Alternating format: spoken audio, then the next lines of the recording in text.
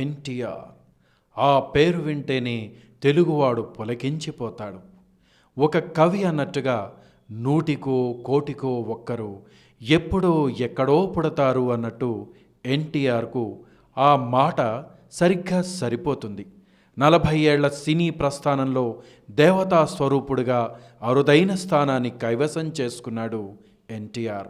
నాటికి ఆనాటికి ఈనాటికి మరెప్పటికీ ఎన్టీఆర్ వంటి నాయకుడు నటుడు రాడు రాబోడు అన్నది నిజం. అది ముమ్మాటికి నిజం. అందుకే ఆయన యుగపురుషుడయ్యాడు. తెలుగువారు అన్నగారు అని అభిమానంతో పిలుచుకునే నందమూరి తారక రామారావు 1923 మే 28న ఆంధ్రప్రదేశ్ రాష్ట్రంలోని కృష్ణా జిల్లా పామరు మండలంలో నిమ్మకూరు గ్రామంలో జన్మించారు. లక్ష్మయ్య చౌదరి, వెంకటరామమ్మ దంపతులకు ఎన్టీఆర్ జన్మించారు. మొదట కృష్ణ అని పేరు పెట్టాలని తల్లి అనుకున్నప్పటికీ మేనమామ తారక రాముడైతే బాగుంటుంది అని చెప్పడంతో ఆ పేరే పెట్టారు. తర్వాత అది కాస్త తారక రామారావుగా మారింది. పాఠశాల విద్య విజయవాడ మున్సిపల్ హై స్కూల్లో చదివారు. తర్వాత విజయవాడ ఎస్ఆర్ఆర్ కాలేజీలో చేరారు. ఇక్కడ విశ్వనాథ సత్యనారాయణ తెలుగు విభాగానికి అధిపతి. ఒకసారి రామారావును ఒక నాటకంలో ఆడవేషం వేయమన్నారు. అయితే రామారావు తన మీసాలు తీయడానికి ససైమిరా అన్నారు. మీసాలతోటే నటించడం వల్ల ఎన్టీఆర్కు మీసాల నాగమ్మ అనే పేరు తగిలించారు. 1942 మే నెలలో 20 ఏళ్ల వయసులోనే మేనమామ కుమార్తె అయిన బసవతారకంను పెళ్లి చేసుకున్నారు ఎన్టీఆర్. తర్వాత గుంటూరు ఆంధ్ర క్రిస్టియన్ కళాశాలలో చేరారు. అక్కడ కూడా నాటక సంఘాల కార్యకలాపాల్లో చురుగ్గా పాల్గొనేవారు ఎన్టీఆర్. ఆ సమయంలోనే నేషనల్ ఆర్ట్ థియేటర్ గ్రూప్ అనే నాటక సంస్థను స్థాపించి కొంగర జగ్గయ్య, ముక్కామల, నాగభూషణం, జీవీఎస్ఆర్ శర్మ తదితరులతో చేసిన పాపం వంటి ఎన్నో నాటకాలు ప్రదర్శించారు. తర్వాత కాలంలో ఈ సంస్థ కొన్ని చిత్రాలను కూడా నిర్మించింది. ఎన్టీఆర్ మంచి చిత్రకారుడు కూడా. రాష్ట్ర వ్యాప్త చిత్రలేఖన పోటీల్లో ఎన్టీఆర్ను బహుమతులు వరించాయి. నందమూరి తారక రామారావు తెలుగువారికి ఎన్టీఆర్గా సుపరిచితుడు. నందమూరి కారణజన్ముడా అంటే అవుననే చెప్పాలి. బిఏ పట్టా పుచ్చుకున్న ఎన్టీఆర్కు రిజిస్టర్ ఆఫీసులో రిజిస్ట్రార్గా ఉద్యోగం వచ్చింది. ఉద్యోగం కన్నా నటనపైనే ఆసక్తి ఉన్న ఎన్టీఆర్ చలనచిత్రంలో తన అదృష్టాన్ని పండించుకోవడానికి మద్రాసుకు చేరుకున్నాడు. చూడచక్కనైన రూపం, అద్భుతమైన స్పష్టమైన ఉచ్చారణ చూసిన దర్శకులు ఎన్టీఆర్కు అవకాశాలిచ్చారు. క్రమశిక్షణ, పట్టుదల పెట్టుబడిగా పెట్టి ఎన్టీఆర్ ఎదిగాడు. అంది వచ్చిన అవకాశాన్ని చేజార్చుకోకుండా కృషి ఉంటే మనుషులు ఋషులవుతారు అన్న కవి మాటను నిజం చేస్తూ కృషి వలుడుగా ఉన్నత స్థానానికి ఎదిగాడు ఎన్టీఆర్. ఇక పౌరాణిక పాత్రలకు రోల్ మోడల్గా నిలిచాడు ఎన్టీఆర్. రాముడన్నా కృష్ణుడన్నా ఆ రూపం ఎలా ఉంటుందో తెలియని మనకు ఎన్టీఆర్ అంటే రాముడు, కృష్ణుడంటే ఎన్టీఆర్ అన్నంతగా ప్రజల మనసులో చెరగని ముద్ర వేశాడు. ఏ పాత్రకైనా న్యాయం చేయాలంటే ఆ పాత్ర స్వభావాన్ని తెలుసుకోవడం అవసరం. హావభావాలు, ఆంగికం, ఆహార్యం, వాచకం పట్ల పూర్తిగా దృష్టిని సారించి తెలియని విషయాన్ని తెలుసుకొని అవపోసన పట్టడం, ఆ పాత్రలో ఇమిడిపోవడం ఎన్టీఆర్కు వెన్నతో పెట్టిన విద్య. ఆ పాత్రలో అంతగా విజయవంతం అయ్యాయి అంటే ఎన్టీఆర్ దాని వెనక చేసిన కృషి మరెవరూ చేయలేదంటే అతిశయోక్తి కాదు. అందుకే ఆ పాత్రలు సజీవంగా నిలిచిపోయాయి. ఎన్టీఆర్ను విశ్వవిఖ్యాత నట సార్వభౌముడిగా నిలిపాయి. అనేక పౌరాణిక, జానపద, సాంఘిక చిత్రాల్లో వైవిధ్యభరితమైన పాత్రలెన్నో పోషించి మెప్పించడమే కాక రాముడు, కృష్ణుడు వంటి పౌరాణిక పాత్రల్లో తెలుగువారి హృదయాలలో శాశ్వతంగా ఆరాధ్య దైవంగా నిలిచిపోయాడు ఎన్టీఆర్. తన 44 ఏళ్ల సినీ జీవితంలో ఎన్టీఆర్ 13 చారిత్రకాలు, 55 జానపద చిత్రాలు, 186 సాంఘిక మరియు 44 పౌరాణిక చిత్రాల్లో నటించారు. తన నటనా చాతుర్యంతో అభిమానుల మనసులో చిరస్థాయిగా నిలిచిపోయాడు. తెలుగువారికి ఆత్మీయుడయ్యాడు. ఒక గొప్ప నటుడు ఎన్టీఆర్. తన పేరులోని పదాల మొదటి ఇంగ్లీషు అక్షరాలైన ఎన్టీఆర్, ఎన్టీ రామారావుగా కూడా ప్రసిద్ధుడైన ఈయన తెలుగు, తమిళ మరియు హిందీ భాషల్లో కలిపి దాదాపు 400 చిత్రాల్లో నటించారు.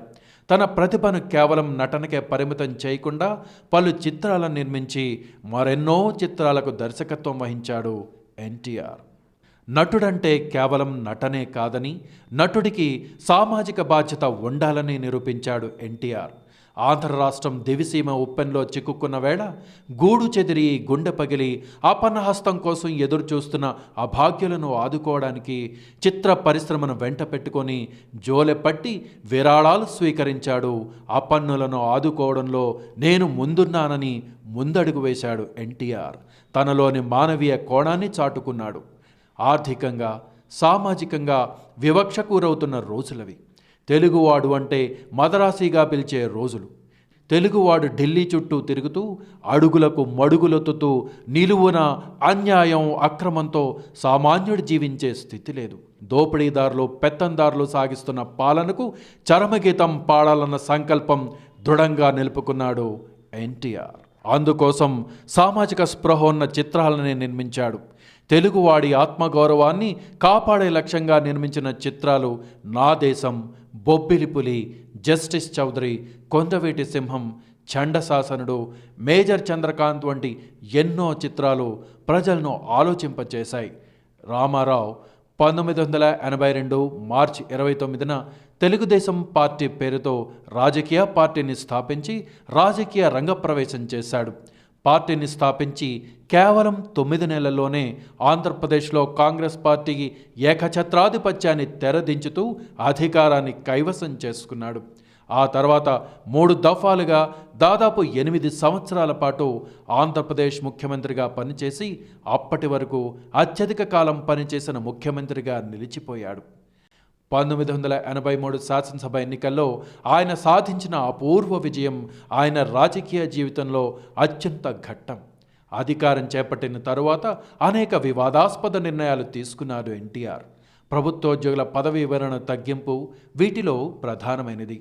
ఈ నిర్ణయాల కారణంగా చాలా వేగంగా ప్రజాభిమానం కోల్పోసాగాడు ఎన్టీఆర్. 1984 ఆగస్టు 16న నాదెండ్ల భాస్కర్ రావు, అప్పటి గవర్నర్ రామ్లాల్, ప్రధానమంత్రి ఇందిరాగాంధీల లోపాయికారి సహకారంతో రామారావును అధికారంలో నుంచి తొలగించి తాను దొడ్డిదారిన గద్దెనెక్కడంతో తిరిగి రామారావు ప్రజల్లోకి వెళ్లారు. జరిగిన అన్యాయాన్ని ఎలుగెత్తి చాటాడు. ఫలితంగా సెప్టెంబర్ 16న రామారావును తిరిగి ముఖ్యమంత్రిగా ప్రతిష్ఠించడం కేంద్ర ప్రభుత్వానికి తప్పింది కాదు. నెల రోజుల్లోనే ఆయన ప్రభ తిరిగి శిఖరాగ్రానికి చేరిన సందర్భం ఇది.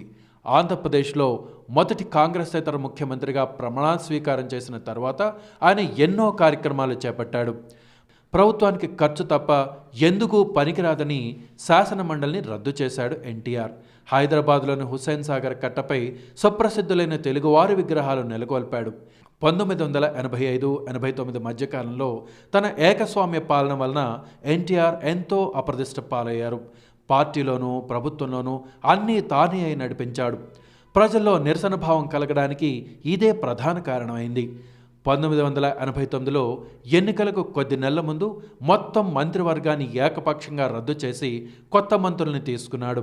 1989 ఎన్నికల్లో ఓడిపోయిన భారతదేశంలోని ప్రాంతీయ పార్టీలన్నింటినీ కమ్యూనిస్టులతో కలిపి కాంగ్రెస్కు ప్రత్యామ్నాయంగా నేషనల్ ఫ్రంట్ అనే ఒక సంకీర్ణ ప్రభుత్వాన్ని ఏర్పాటు చేయడంలో ఎన్టీఆర్ చొరవ అభినందనీయం. ఈ విషయంలో ఎన్టీఆర్ చేసిన కృషి ఫలించింది. ఎన్టీఆర్ రాజకీయ రంగంలో మరో ముందడుగు వేశాడు. 1991లో నంద్యాల లోక్సభ ఉప ఎన్నికలో కాంగ్రెస్ తరఫున అభ్యర్థిగా అప్పటి ప్రధానమంత్రి పివి నరసింహారావు నిలబడగా ప్రధానమంత్రి అయిన ఒక తెలుగువాడికి గౌరవ సూచకంగా ఎన్టీఆర్ ఎవరినీ పోటీకి నిలబెట్టలేదు. అది ఆయన రాజకీయ చతురతకు ఓ నిదర్శనం. 1989-94 మధ్యకాలంలో ఎన్టీఆర్ రాజకీయ చరిత్రలో అత్యంత నిమ్న దశగా చెప్పచ్చు. ప్రతిపక్ష నాయకుడిగా శాసనసభలో అధికార కాంగ్రెస్ పార్టీ చేతిలో అవమానాలు పొందాడు. శాసనసభలో అధికార ప్రతిపక్ష పార్టీల మధ్య ఘర్షణ ఏ స్థాయిలో ఉండేదంటే ఈ కాలంలో ప్రతిపక్ష తెలుగుదేశం పార్టీ సభ్యులను 9 సార్లు సభ నుంచి బహిష్కరించారు. ఈ కాలంలో 4 సినిమాల్లో నటించాడు ఎన్టీఆర్. తన జీవిత కథ రాస్తున్న లక్ష్మీ పార్వతిని 1993 సెప్టెంబర్లో పెళ్లి చేసుకున్నాడు. రామారావు వ్యక్తిగత జీవితంలో ఇదో కీలకమైన మలుపు. ఆయన వ్యక్తిగత జీవితం, కుటుంబ సభ్యులతో ఆయన సంబంధాలపై ఈ పెళ్లి కారణంగా నీడలు కమ్ముకున్నట్టు అంటూ ఉంటారు. 1994లో కిలో బియ్యం ₹2, సంపూర్ణ మద్య నిషేధం వంటి హామీలతో మునుపెన్నడూ ఏ పార్టీ కూడా సాధించనన్ని స్థానాలు గెలిచి మళ్లీ అధికారంలోకి వచ్చాడు ఎన్టీఆర్. ప్రభుత్వ ఖజానాకు ఎంత భారం పడినా కూడా ఎన్టీఆర్ తన హామీలను అమలుపరిచాడు. నందమూరి అంటే తెలుగు ప్రజలకు ఆరాధ్యం, నటీనటులకు మార్గదర్శకంగా భావించారు. అయితే ప్రజలు ఎన్టీఆర్ వేస్తున్న తప్పటడుగులను సరిదిద్దాలనుకున్నారు. ఈ క్రమంలో పార్టీలో మూడో శక్తిగా మారి పార్టీని విచ్ఛిన్నం చేసే దిశగా ఆ శక్తులు ప్రయత్నించాయి. అధికారం ఒక్కరి వద్దే కేంద్రీకరించబడి ఉండటాన్ని జీర్ణించుకోలేని ఎన్టీఆర్ అభిమానులు, పార్టీ కార్యకర్తలు జరుగుతున్న పరిణామాలను, రాబోయే విపత్తును వివరించారు. ఎన్టీఆర్ నేనే పార్టీ, నాతోనే పార్టీ అన్న ఎన్టీఆర్ మాటకు అవాక్కయ్యారు పార్టీ కార్యకర్తలు. దాంతో పార్టీని నమ్ముకున్న కార్యకర్తలను రక్షించుకునే ప్రయత్నంలో ఎన్టీఆర్పై తిరుగుబాటు చేయక తప్పని స్థితి. పార్టీని పరిరక్షించడమే కాదు, నాయకత్వ బాధ్యతలను స్వీకరించాడు చంద్రబాబు. ముఖ్యమంత్రిగా తన పరిపాలనా సామర్థ్యంతో ఆంధ్ర రాష్ట్రాన్ని అభివృద్ధి దిశగా నడిపించాడు. ఎన్నో ఎదురుదెబ్బలు తిన్న ఎన్టీఆర్ ఏం చేయాలో తెలియని పరిస్థితి. అంతటితో ఎన్టీఆర్ రాజకీయ జీవితం ముగిసినట్లయింది. 1996 జనవరి 18న 73 సంవత్సరాల వయసులో గుండెపోటుతో మరణించాడు ఎన్టీఆర్. 33 ఏళ్ల తెర జీవితంలోనూ 13 ఏళ్ల రాజకీయ జీవితంలోనూ నాయకుడిగా వెలిగిన ఎన్టీఆర్ చిరస్మరణీయుడు. అందుకే ఎన్టీఆర్ యుగ పురుషుడు.